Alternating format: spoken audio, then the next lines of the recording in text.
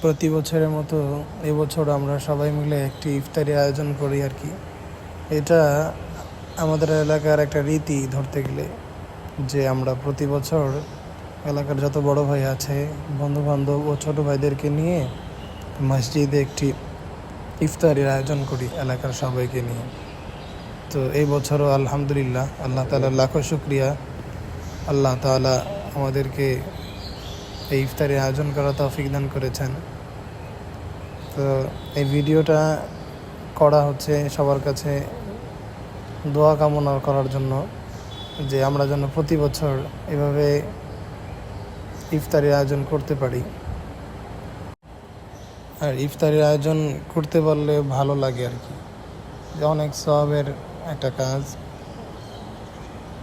অন্তরে প্রশান্তি আসে। এই ইফতারির সবচেয়ে মজার বিষয় হচ্ছে যে ছোট বড় সবাই একসাথে আমরা কাজ করে থাকি। যে জায়গায় আর কি সবার দেখতেই পাচ্ছেন ভিডিওতে, যে সবাই হাসি মুখে কাজ করছে। যেহেতু ইফতারি আয়োজন মানে সবার মুখে হাসি লেগেই থাকে আর কি। হঠাৎ করেই রাসূল সাল্লাল্লাহু আলাইহি সাল্লামের একটি কওলের কথা মনে পড়ে গেল আর কি। সেটা হচ্ছে যে রাসূল সাল্লাল্লাহু আলাইহি সাল্লাম ভালো কাজ করতেন এবং ভালো কাজের আদেশ দিতেন, এবং যারা ভালো কাজ করতো তাদেরকে উৎসাহ দিতেন। তাই আমাদের উচিত যারা ভালো কাজ করে এবং ভালো কাজের সাথে জড়িত থাকে তাদেরকে সবসময় উৎসাহ দেওয়া। আর আমরা সকলেই তো অবগত যে মানুষের জীবন চিরস্থায়ী নয়, ক্ষণস্থায়ী।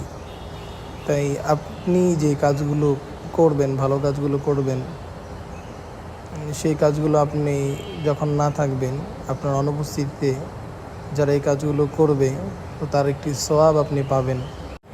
সর্বশেষ আবারও বলতে চাই যে সবাই আমাদের জন্য দোয়া করবেন এবং আমাদের এলাকাবাসী সবার জন্য দোয়া করবেন।